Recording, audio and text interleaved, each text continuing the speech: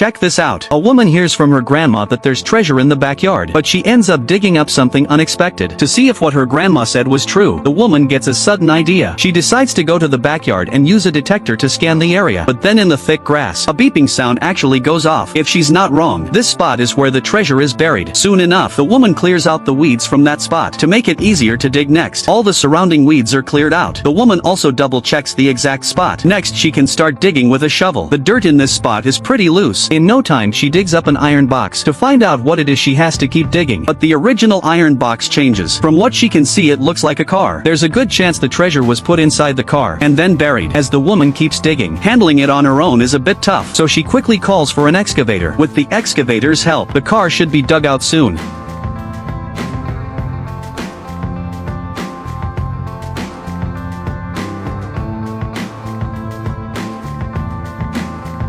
With the help of the excavator, now the car is completely uncovered. To check if there's treasure inside the car, the woman also scoops out all the dirt from the inside. After 2.5 hours of work, besides getting a car, there doesn't seem to be anything else. With no other choice, she has to take the car back to study it properly, to see what secrets this car might hold. Once the car is successfully pulled out, she calls a small truck to help haul it home. After some effort, the car is successfully brought home. Given how things look, there's clearly no treasure, but the woman still plans to fix it up and keep using it. But with it being buried underground for so long, she's not sure if it can even be fixed. No great ideas. She'll just have to give it a try. First, she cleans out the car parts and dirt. Next, she can give the car a thorough wash. Then she rinses off the exterior and the interior. This makes it easier for the next steps of modification and repair. After both the inside and outside are cleaned up, now she can take out some parts to let them dry.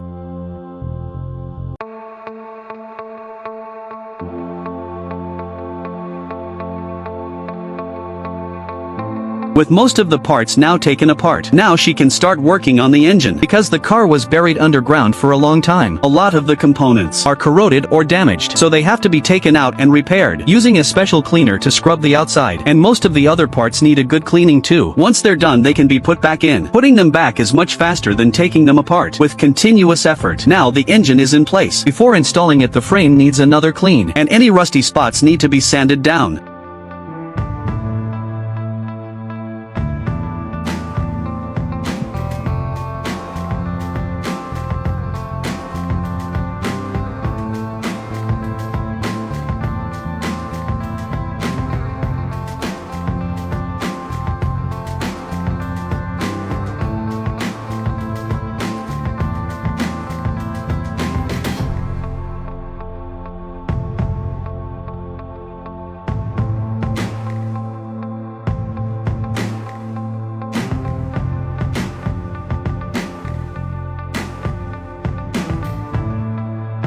Anyway, the woman's car has now reached the restoration phase because most of the car's exterior has corroded in many places, so it needs to be sanded down and repainted.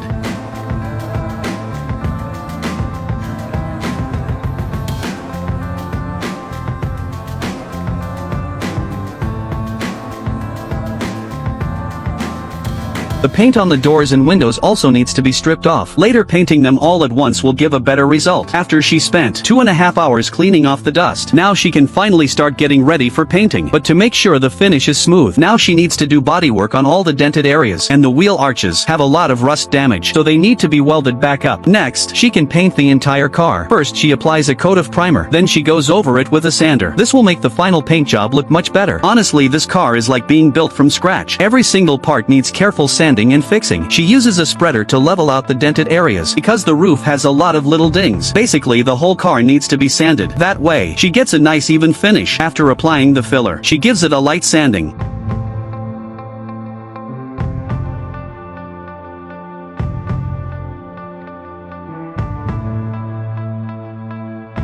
Now that the paint job is almost done, the overall result looks pretty good. Now she can put the parts she took off earlier back on. With the doors and windows all installed, the car looks really nice. Who would have thought such a beat-up car could be restored so well? After putting the other parts back on, now she can install. Once the tires are put together, she can take the car for a test drive. After all the repairs, there aren't any major problems. Driving it around would probably be pretty cool because the car's look is actually really sharp and it moves pretty fast speeding down the road. Who would have thought the woman would actually manage to fix it up?